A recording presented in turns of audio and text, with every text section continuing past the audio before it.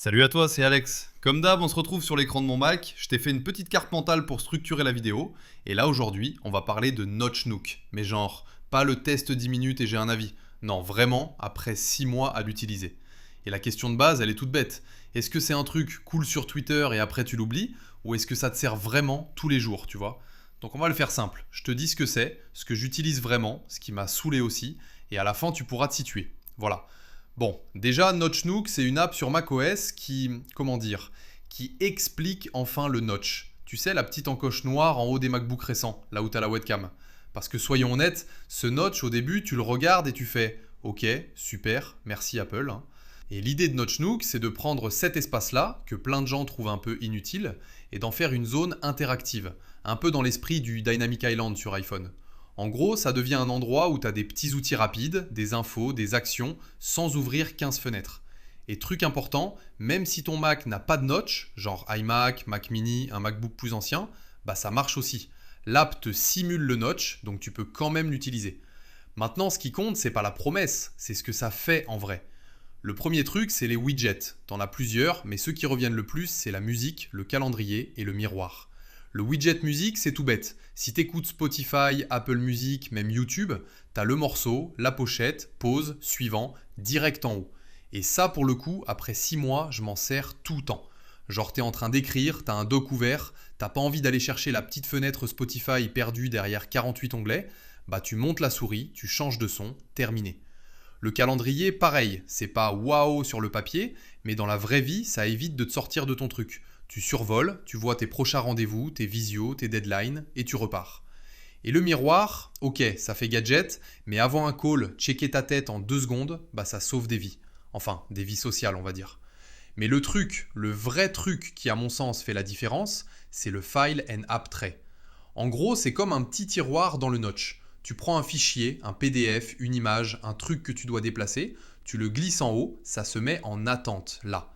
Et après, tu vas dans Finder, tu changes de dossier, tu ouvres une app, tu fais ton bazar, et quand on a besoin, tu le ressors du notch et tu le redéposes où tu veux.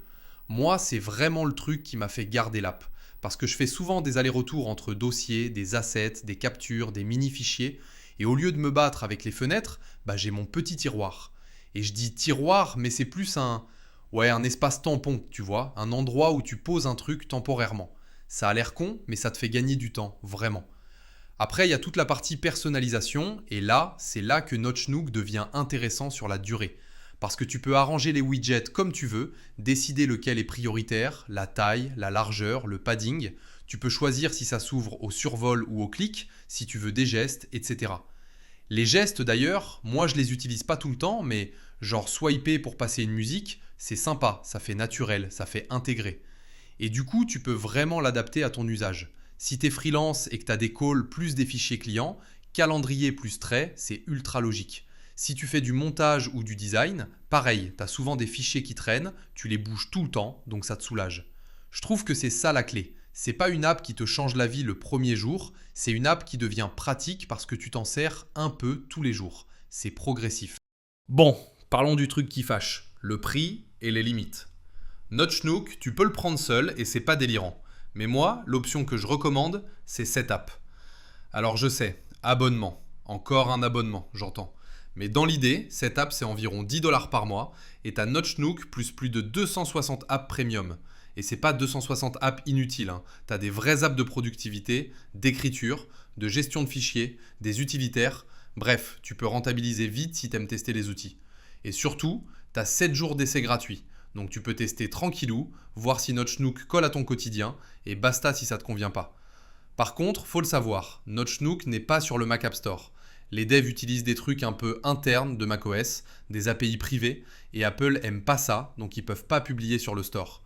Moi perso, ça m'a pas posé problème en 6 mois, mais je comprends que certains préfèrent la sécurité psychologique du Mac App Store, tu vois. Et côté bug, ouais, il y en a.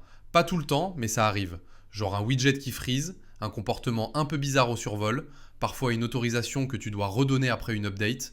C'est pas dramatique, mais si t'es quelqu'un qui veut zéro friction, zéro surprise, et que ton Mac c'est ton outil de boulot hyper critique, bah je préfère te le dire, attends peut-être encore un peu, le temps que ça se stabilise davantage.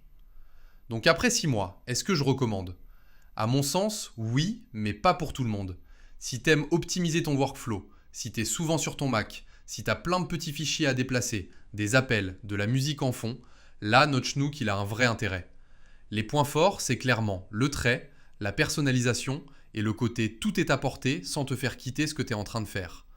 Les points faibles, les bugs encore présents parfois et le fait de ne pas être sur le Mac App Store, ça peut rebuter, je comprends. Du coup, le meilleur move franchement, c'est de tester. Et justement, je t'ai mis un lien dans la description pour l'avoir au meilleur prix. Je maintiens le lien à jour, s'il y a une promo ou une meilleure offre, tu l'auras là. Donc clique, regarde, compare et vois si ça te parle à toi. Et si tu testes, viens me dire en commentaire ce que t'en penses, vraiment. Parce que selon ton usage, tu vas peut-être l'adorer ou te dire ok c'est cool, mais pas pour moi. Voilà, j'espère que ça t'a aidé à y voir clair.